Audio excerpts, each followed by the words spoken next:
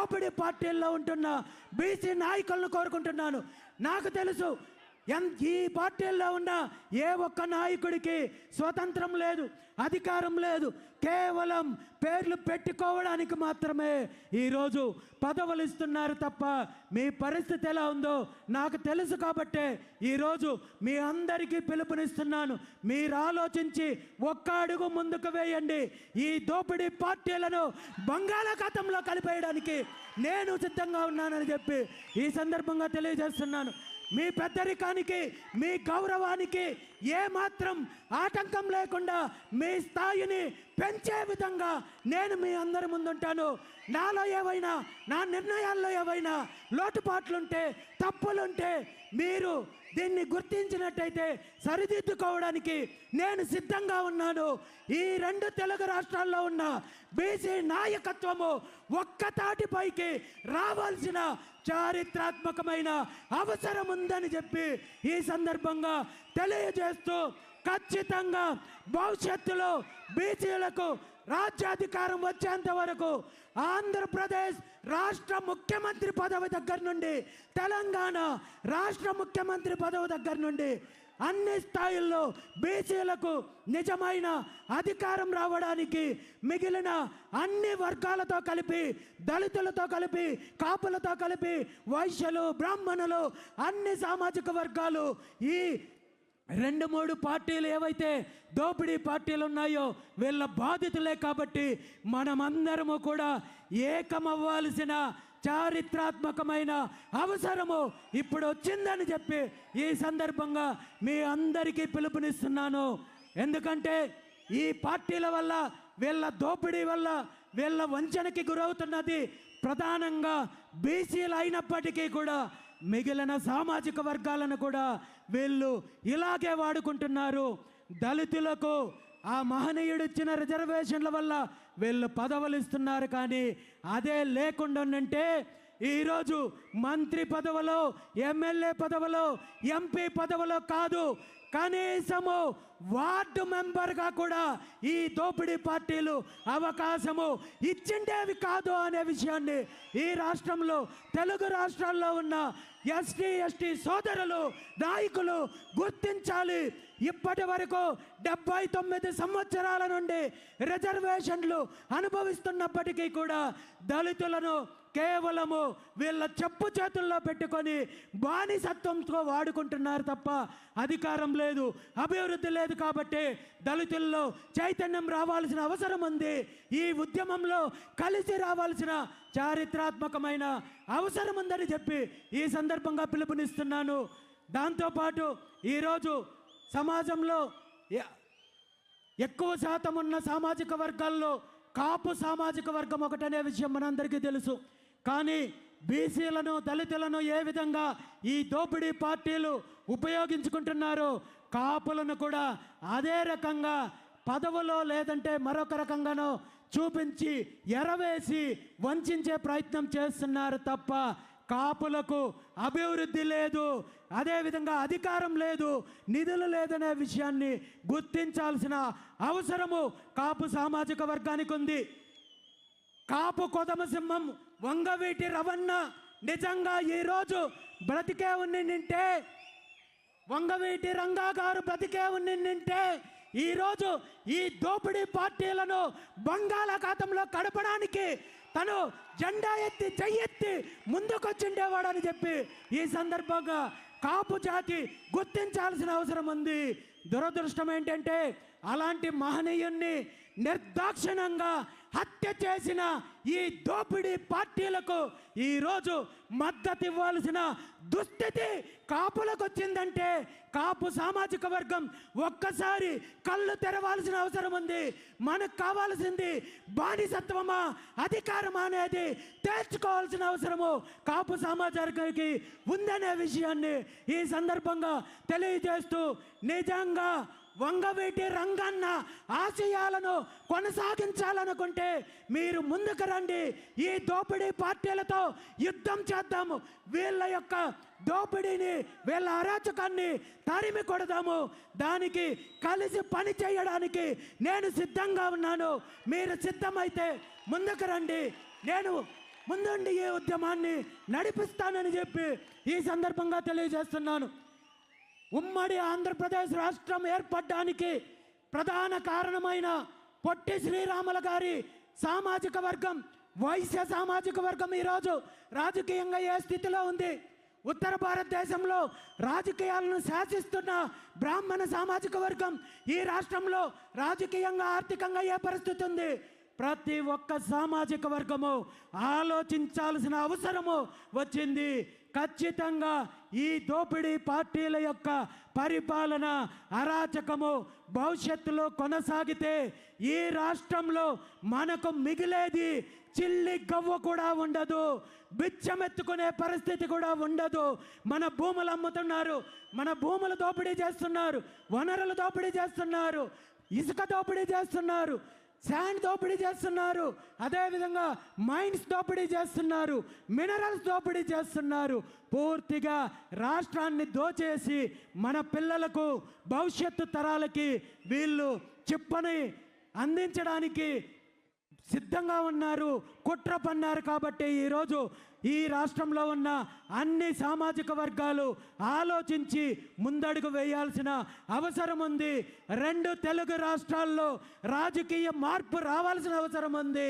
బహుజనులకు ఒక పక్క మన డిమాండ్లు, మన హక్కుల కోసం పోరాటం చేస్తూనే మరో పక్క అధికారం దిశగా అడుగులు ముందుకు వేయాల్సిన అవసరం ఉంది. దానికి నాయకత్వం వహించడానికి బీసీవై పార్టీ సిద్ధంగా ఉంది. వీళ్ళు ఎన్ని ఇబ్బందులు పెట్టినా, ఎన్ని ఆటంకాలు సృష్టించినా, ఎన్ని కేసులు పెట్టినా, ఎన్ని వేధింపులు పెట్టినా నా ప్రయాణం నా కంఠంలో ఊపిరున్నంత వరకు కొనసాగుతుంది తప్ప వీళ్ళ చిల్లర చేష్టలకు ఎక్కడ భయపడే పరిస్థితి లేదని ఈ సందర్భంగా మీ అందరికీ తెలియజేస్తూ ఈ ప్రయాణంలో ఈ ఉద్యమానికి నాంది పలుకుతూ మొట్టమొదటిసారిగా ఈరోజు ఈ బీసీ సింహగర్జన ద్వారా ప్రభుత్వానికి మనము మన హక్కులు, మన న్యాయపరమైన డిమాండ్లు సాధించడం కోసము 5 ముఖ్యమైన డిమాండ్లతో ఈరోజు బీసీ సింహగర్జన కార్యక్రమం ద్వారా మనం ఈ ఉద్యమానికి నాంది పలుకుతున్నామనే విషయాన్ని ఈ సందర్భంగా మీ అందరికీ తెలియజేస్తున్నాను. మీ అందరికీ తెలుసు, బీసీ సింహగర్జన యొక్క ఎజెండా 5 ప్రధాన డిమాండ్లు అనే విషయం మీకు తెలుసు. అందులో మొట్టమొదటిది ఈ రాష్ట్రంలో బీసీలకు రక్షణ చట్టం కల్పించాలి. ఎందుకు రక్షణ చట్టం కల్పించాలి? నిజంగా బీసీలకు రక్షణ చట్టం కల్పించాల్సిన ఆవశ్యకత ఈ రాష్ట్రంలో ఉందా లేదా అనే విషయము నాకంటే, మీకంటే, మనందరికంటే, బహుజనులందరికంటే, బీసీలందరికంటే ప్రస్తుత ముఖ్యమంత్రి చంద్రబాబు నాయుడు గారికి బాగా తెలుసు.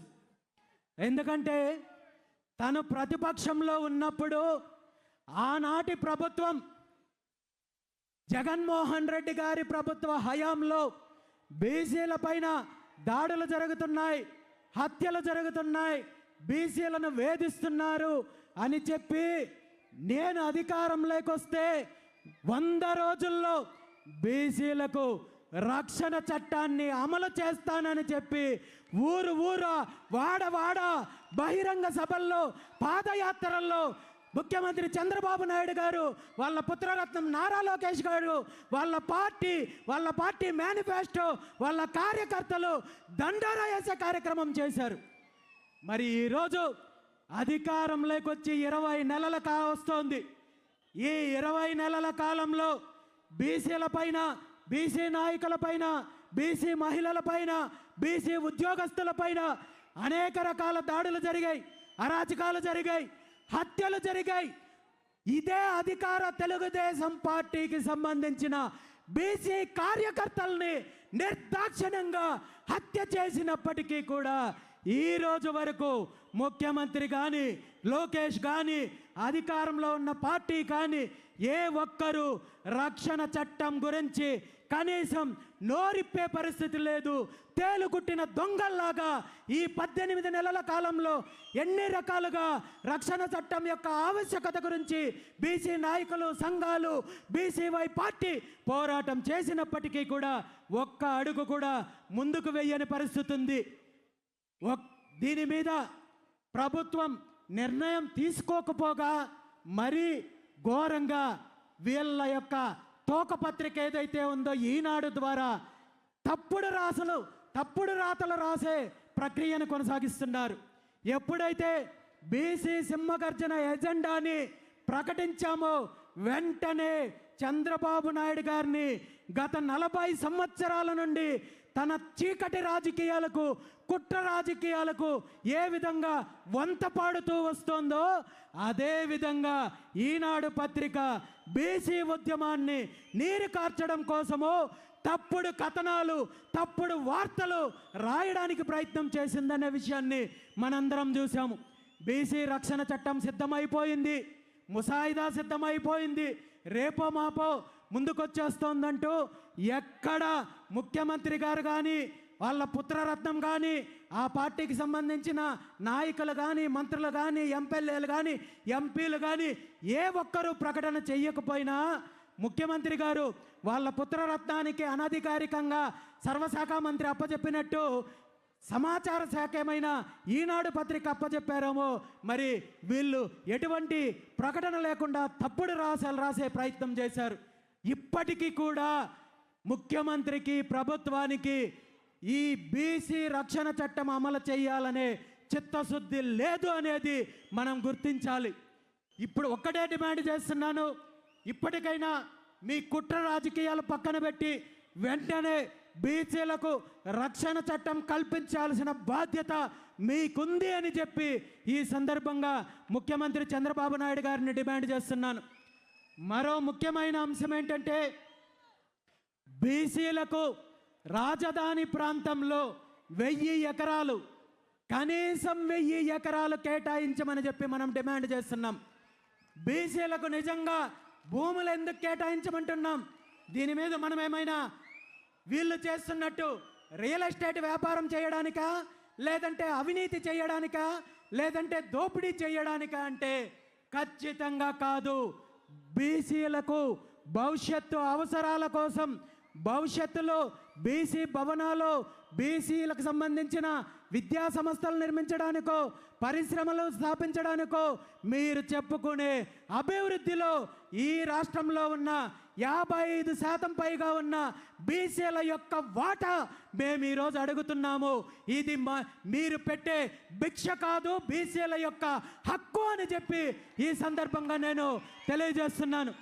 ఎందుకంటే ఉమ్మడి ఆంధ్రప్రదేశ్ రాష్ట్రం ఏర్పడినప్పుడు హైదరాబాదు ప్రాంతంలో వేలాది ఎకరాలు అభివృద్ధి పేరు చెప్పి, ఫిలిం సిటీల పేర్లు చెప్పి, ఇన్ఫ్రాస్ట్రక్చర్ పేరు చెప్పి, రియల్ ఎస్టేట్ పేరు చెప్పి, హోటల్స్ పేరు చెప్పి వీళ్లకు, వీళ్ళ సామాజిక వర్గాలకి, వీళ్ళ బినామీలకు, వీళ్ళ చెంచాలకు 1000 ఎకరాలు అప్పనంగా కట్టబెట్టే ప్రయత్నం జరిగింది. తెలుగుదేశం పార్టీ ప్రభుత్వం కానీ, అప్పుడు అధికారంలో ఉన్న కాంగ్రెస్ పార్టీ ప్రభుత్వం కానీ ఈ 1000 ఎకరాల భూపందారంలో ఉమ్మడి ఆంధ్రప్రదేశ్కి సంబంధించి హైదరాబాదులో బీసీల వాటా ఏమైనా ఉంది అంటే భూతద్దం వేసి వెతికిన ఈరోజు బీసీలకు సంబంధించి 1 సెంటు కేటాయింపు జరగలేదు. బీసీలకు సంబంధించిన ఎలాంటి కార్యక్రమం చేయాలన్నా ఈరోజు హైదరాబాదులో ప్రైవేటు హోటల్స్లోనో, మరో ప్రాంతంలోనో మరొకరు దయతలిస్తేనో అక్కడ నిర్వహించుకోవాల్సిన దుస్థితి ఉంది. కాబట్టి అలాంటి దుస్థితి ఈరోజు ఆంధ్రప్రదేశ్ రాష్ట్ర రాజధానిలో మనకు రాకూడదు, మన పిల్లలకు రాకూడదు. అదే పరిస్థితి కొనసాగితే ఆంధ్రప్రదేశ్ రాష్ట్ర రాజధానిలోకి మనం వెళ్ళాలంటే టోల్ ఛార్జెస్ పే చేసి, టోల్ గేట్ ఫీజు కట్టి మనము లోపలికి వెళ్ళే దుస్థితి వస్తుంది. కాబట్టి మనం మేల్కోవాల్సిన అవసరం ఉంది, మన వాటా తేల్చుకోవాల్సిన అవసరం ఉంది. ఖచ్చితంగా ముఖ్యమంత్రి చంద్రబాబు నాయుడు గారికి డిమాండ్ చేస్తున్నాను. ఈ అంశం పైన మీరు నిర్ణయం తీసుకోవాలి. బీసీలకు మీరు ఇప్పటి వరకు సేకరించిన 33,000 ఎకరాలు రెండో విడతలో సేకరిస్తున్నానంటున్నారు, మూడో విడత అంటున్నారు. సుమారు 75 నుండి 80,000 ఎకరాలు సేకరించేది మీ కుటుంబం కోసమో, మీ బినామీల కోసమో, మీ అవినీతి కోసమో మరొకటో కాదు. ఈ రాష్ట్ర ప్రజలకు సంబంధించింది. రాజధాని అంటే మీకో మీ సామాజిక వర్గానికో సంబంధించిన అంశం కాదు అనే విషయాన్ని ముఖ్యమంత్రి చంద్రబాబు నాయుడు గారు గుర్తించాలి. బీసీల యొక్క వాటా తేల్చాలి. బీసీలకు 1000 ఎకరాలు కనీసం కేటాయింపు చేయాలి అని చెప్పి ఈ సందర్భంగా డిమాండ్ చేస్తున్నాను. ఈరోజు మిగిలిన సామాజిక వర్గాలందరినీ కూడా కోరుకుంటున్నాను, మీరందరూ కూడా ముందుకు రండి. కాపుల ముందుకు రండి, దళితుల ముందుకు రండి, మిగిలిన సామాజిక వర్గాలకు ముందుకు రండి. మీ యొక్క వాటా ఏంటో రాజధాని ప్రాంతంలో తేల్చుకోండి. ఇప్పుడు తేల్చుకోనట్టయితే భవిష్యత్తులో మన పిల్లలకు అంధకారం తప్ప మరొకటి ఏమీ ఉండదు అని చెప్పి ఈ సందర్భంగా బీసీలతో పాటు మిగిలిన అందరినీ కూడా పిలుపునిస్తున్నాను. మీరు పోరాటం చేయడానికి నిద్దపడితే మీ పోరాటానికి బీసీవై పార్టీ మద్దతు ఉంటుంది, నా మద్దతు ఉంటుంది. అందరం ముందుకు రండి, కలిసి పోరాటం చేద్దాం, మన హక్కులను సాధించుకుందామని చెప్పి ఈ సందర్భంగా ప్రతి ఒక్కరిని కూడా పిలుపునిస్తున్నాను. మరో ప్రధాన డిమాండ్, గత దశాబ్దాల కాలం నుండి పార్టీలు బీసీలకు హామీ ఇచ్చి వంచి మోసం చేసే కార్యక్రమం ఏదైతే ఉందో అది బీసీల యొక్క ఈ రాష్ట్రంలో సమగ్ర కులగణన చేపట్టాలి. మా జనాభా ఎంత ఉందో తేల్చాల్సిన అవసరం ఉంది. దాని ప్రకారము మాకు రిజర్వేషన్లు కల్పించాల్సిన అవసరం ఉంది. 1983లో తెలుగుదేశం పార్టీ స్థాపించినప్పుడు ఇచ్చిన ప్రధాన హామీల్లో బీసీలకు 44% విద్యా ఉద్యోగాలు చట్టసభల్లో రిజర్వేషన్లు కల్పిస్తామని చెప్పి ఏ హామీ అయితే ఇచ్చారో ఆ హామీని మీరు అధికారం అనుభవించిన ఈ 23 సంవత్సరాల్లో ఒక్కసారి కూడా అమలు చేయాలనే ఆలోచన రాలేదు. కాబట్టి ఇప్పటికైనా ముఖ్యమంత్రి గారు నిద్రలో నుండి మేల్కోవాలి, బీసీలకు ఇచ్చిన హామీలను నెరవేర్చాలి. మీరు మళ్ళీ దీని మీద కూడా చేస్తున్న తప్పుడు ప్రచారము 34% ఇస్తాము, దీనికి కమిషన్ ఏర్పాటు చేస్తాం, మరొకటి చేస్తామంటే తప్పుదారి పట్టించే ప్రయత్నం ఉంది. దీన్ని ఈ రాష్ట్ర బీసీలు ఒప్పుకునే సమస్య లేదని ఈ సందర్భంగా మీకు తెలియజేస్తూ వెంటనే కులగణన చేపట్టాలి. దాని ప్రకారము కనీసం 44% రిజర్వేషన్లు అమలు చేయాలి. మీరు 44% రిజర్వేషన్లు అమలు చేసిన తర్వాతే స్థానిక సంస్థల ఎన్నికలకు వెళ్ళాలి. అలా కాదని మీరు ముందుకెళ్ళాలంటే మీ రాష్ట్రంలో బీసీ ఉద్యమము తీవ్ర రూపం ఉంటుందని చెప్పి ఈ సందర్భంగా మిమ్మల్ని హెచ్చరిస్తున్నాను. మరో ముఖ్యమైన అంశము, ఈరోజు గతంలో అధికారంలో ఉన్న జగన్మోహన్ రెడ్డి గారు కానీ తెలుగుదేశం పార్టీ ప్రభుత్వంలో కానీ బీసీల యొక్క సామాజిక వర్గాల కోసము కార్పొరేషన్లో నియమిస్తున్నాము, చైర్మన్లు నియమిస్తున్నాము, పాలక మండలి నియమిస్తున్నామని చెప్పి గొప్పలు చెప్పుకునే వీళ్ళు నిధుల విషయంలో మళ్ళీ బీసీలను మోసం చేస్తున్నారు. మీ పార్టీకి చెందిన నాయకుడికో కార్యకర్తకో పదవినిస్తే ఆ పదవి వల్ల బీసీ కులాలకు, బీసీ సామాజిక వర్గాలకు ఎటువంటి న్యాయం జరగదు. ఇది నిధులు కేటాయించినప్పుడే జరుగుతుంది. కాబట్టి వెంటనే బీసీ సామాజిక వర్గాలకు చెందిన కార్పొరేషన్లకు నిధులు కేటాయించాలని చెప్పి ఈ సందర్భంగా ముఖ్యమంత్రి చంద్రబాబు నాయుడు గారిని డిమాండ్ చేస్తున్నాను. ఈ 5 ప్రధాన డిమాండ్లను, న్యాయమైన డిమాండ్లను నెరవేర్చాల్సిన బాధ్యత ప్రభుత్వానికి ఉంది, ముఖ్యమంత్రికి ఉంది.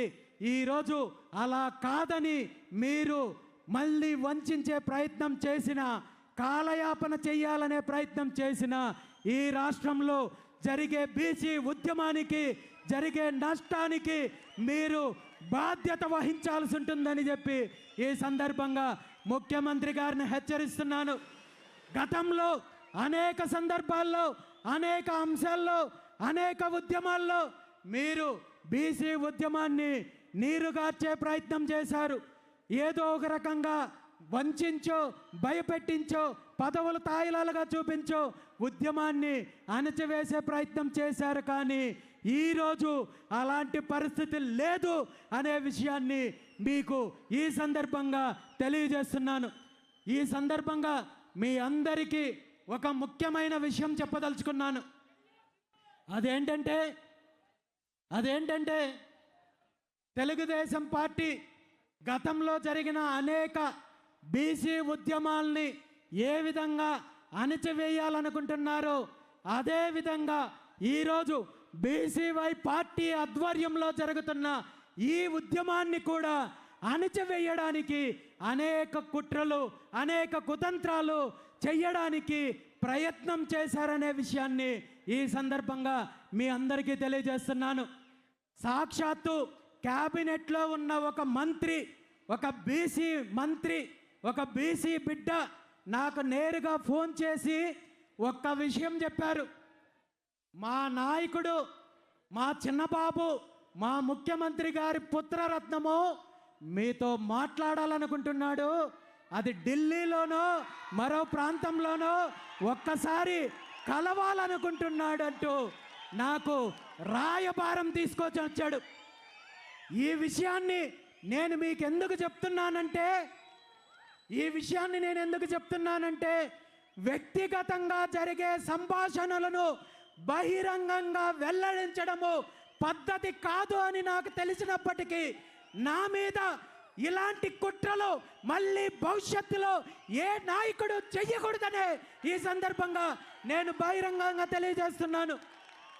ఈ మంత్రి గారికి నేను ఒక్కటే చెప్పాను, నిజంగా మీ ముఖ్యమంత్రి గారి పుత్రరత్నానికి నాతో కలవాలంటే నా డిమాండ్లతో నేను ముందుకొస్తాను. నేరుగా అతని దగ్గరికే వస్తాను, బహిరంగంగా నేను వస్తాను. ఈ డిమాండ్లను నెరవేర్చమని చెప్పండి, నేను కలవడానికి సిద్ధంగా ఉన్నాను. అంతే తప్ప మీలాంటి చీకటి రాజకీయాలు, ఇలాంటి చిల్లర రాజకీయాలు నాతో చెయ్యొద్దని చెప్పి ఈ సందర్భంగా తెలియజేశాను. ఆయన నన్ను మరో రకంగా బెదిరించే ప్రయత్నం కూడా చేశారు. మా నాయకుడు, మా ముఖ్యమంత్రి తన 40 ఏళ్ల రాజకీయ జీవితంలో ఇలాంటి ఉద్యమాలు, ఇలాంటి నాయకులను, ఇలాంటి డిమాండ్లను ఎన్నో చూసింటారు.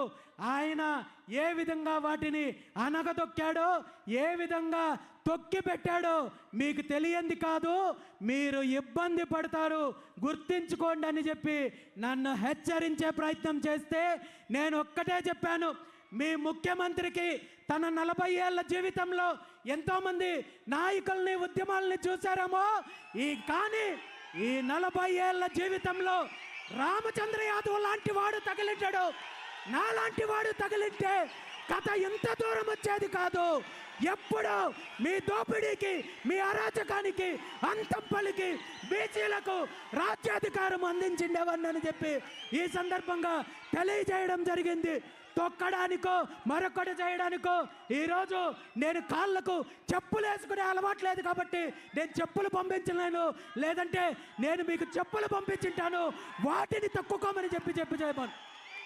ఈరోజు ఒక్కటే చెప్తున్నాను, కేవలము ఈ 5 డిమాండ్లతో ఏదో ఒక బహిరంగ సభ పెట్టడము, రేపొద్దున్నే మళ్ళీ మన కార్యక్రమాలు మనం చేసుకుంటాము, మళ్ళీ డైవర్షన్ చేస్తాము, మళ్ళీ మా రాజకీయాలు మేము చేస్తామని మీరు అనుకున్నట్టయితే అది మీ పొరపాటు.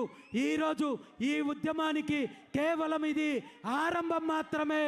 ముఖ్యమంత్రి గారికి ఒక్కటే చెప్తున్నాను, నేను అన్నింటికీ సిద్ధపడే ఈ ఉద్యమాన్ని మొదలుపెట్టాను.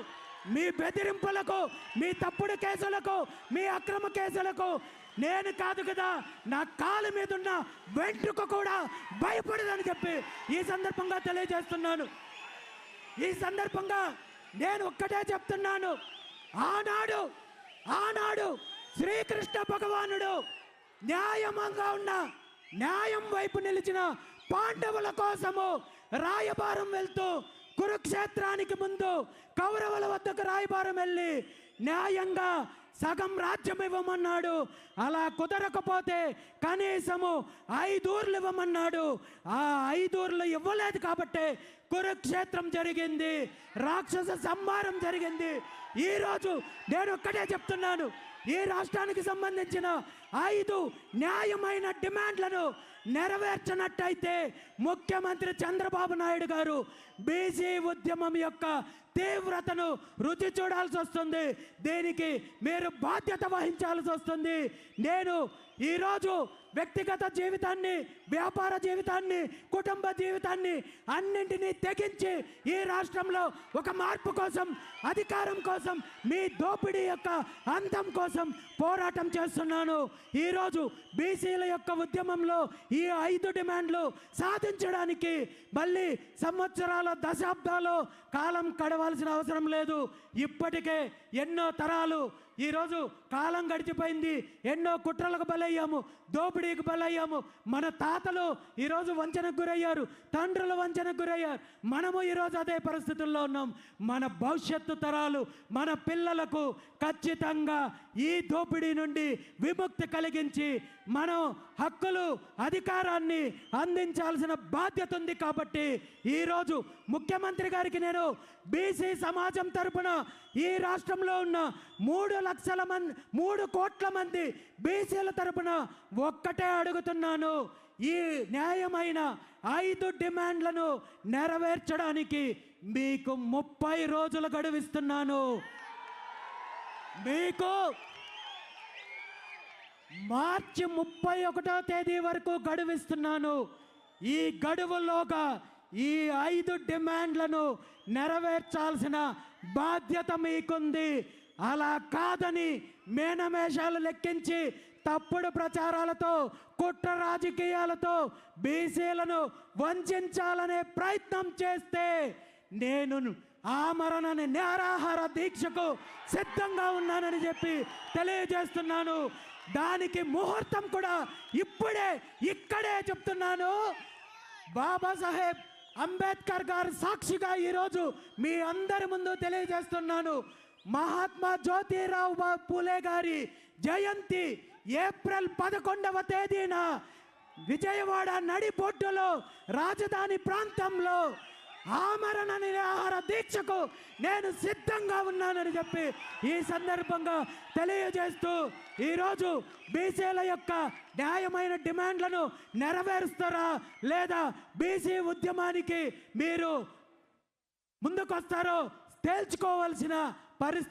తేల్చుకోవాల్సింది ముఖ్యమంత్రి చంద్రబాబు నాయుడు గారని ఈ సందర్భంగా తెలియజేస్తూ ఇప్పటికైనా మీ కుట్ర రాజకీయాలని పక్కన పెట్టి ఈ 5 డిమాండ్ల విషయంలో స్పష్టంగా ముందుకు రావాలని చెప్పి ముఖ్యమంత్రి గారిని డిమాండ్ చేస్తూ భవిష్యత్తులో ఈ రాష్ట్రంలో ఉన్న అన్ని సామాజిక వర్గాలను కలుపుకుంటూ ఏకం చేసి ఐక్యత తీసుకొని వచ్చి మన ఆత్మగౌరవం కోసం, అధికారం కోసం బీసీవై పార్టీ ఎలాంటి పోరాటానికైనా సిద్ధంగా ఉందని చెప్పి ఈ సందర్భంగా తెలియజేస్తూ ఈరోజు జరుగుతున్న కార్యక్రమానికి సహకరించిన ప్రతి ఒక్కరికి, ప్రత్యక్షంగా పరోక్షంగా సహకరించిన ప్రతి ఒక్కరికి ధన్యవాదాలు తెలియజేస్తూ ఈ కార్యక్రమం కోసము అహర్నిశలు కష్టపడిన బీసీవై కుటుంబ సభ్యులు, బీసీ నాయకులు, బీసీ వాదానికి మద్దతు ఇచ్చే ప్రతి ఒక్కరికి కూడా ధన్యవాదాలు తెలియజేస్తూ ఇది అంతం కాదు, ఆరంభం మాత్రమే.